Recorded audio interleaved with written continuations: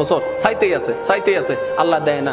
10 বছর পরে আল্লাহ পাক বলে, দেখছস জিবরাইল, দেখছস আমি এতদিন দিই নাই, তারপরও আমার বান্দা আমার থেকে নিরাশ হয় নাই, আমি তো এটা চাইছিলাম। সুবহানাল্লাহ। এখানে তো প্রেম, এখানে তো মহাব্বত। আপনি কি মনে করছেন আল্লাহ আপনার নামাজের জন্য বসে আছে? আপনার আমার নামাজের জন্য আল্লাহ বসে আছে, আপনার আমার রোজার জন্য আল্লাহ বসে আছে। আর আমাদের নামাজের সেই কোয়ালিটিই নাই যেটা আল্লাহ পর্যন্ত পৌঁছাবে। আমাদের রোজার সেই পবিত্রতা নাই যেটা আল্লাহ পর্যন্ত পৌঁছাবে। আল্লাহকে খুশি করতে পারবে এমন কোনো কিছু আমল আমাদের কাছে, আর আপনাদের কাছে বাদ দেন, আমার কাছেই নাই, যেটা আল্লাহকে আমরা দেখাইতে পারবো মওলা এটা এনেছি তোমার জন্য। যে কথা আমি বলতে চাচ্ছিলাম, একটু খেয়াল করেন। বিদেশ থেকে যখন কেউ আসে তখন ওই আনে তো অনেক কিছু, একদম না পারলে বুঝ দেওয়ার জন্য কি আনে, চকলেট।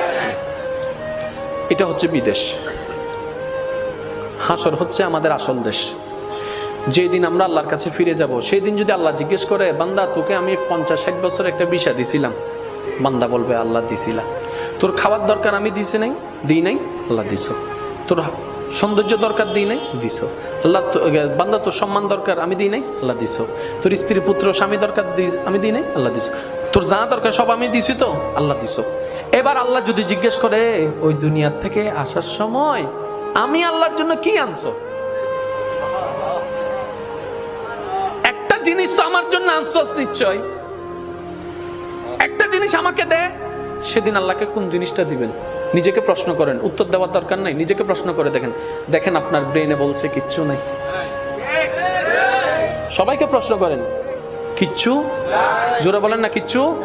আল্লাহকে যে দিতে পারবো, আল্লাহ আমি এটা আনছি। এখন আমরা সাহস করে নামাজটা দিতে চাচ্ছি, ওই শুক্রবারের 2 রাকাত ওইটা আর কি দিতে চাচ্ছি, আবার মনে মনে লজ্জা, আগে কোনো সুন্নত নাই, পরে কোনো সুন্নত নাই, এটা আবার কেমনে দিই। এবার অনেকে ওয়াক্তিয়া নামাজ দিতে চাচ্ছে, আবার মনে মনে ভয় হচ্ছে, এই নামাজ না সেই নামাজ যেই নামাজের মধ্যে বাজারের হিসাব করেছিলাম, এই নামাজ না সেই নামাজ যেই নামাজের মধ্যে কত কিছু চিন্তা করছিলাম, এই নামাজটা তো আল্লাহকে দেওয়ার মতো কোয়ালিটি নাই। এবার অনেকে বলে যে তাহলে রমজানের রোজাগুলা দিই। এবার রোজা যখন দেওয়া শুরু করলাম, ফজরের নামাজ কজা, জোহরের নামাজ কজা, আসরের নামাজ কজা, রাতভর তারাবি চলছে, আপনি বাইরে ট ট ট ট ট ট, এদিকে রোজা এদিকে বাটপারি, এদিকে রোজা এদিকে চরিত্রের খারাপ, এটাও দেওয়া সম্ভব?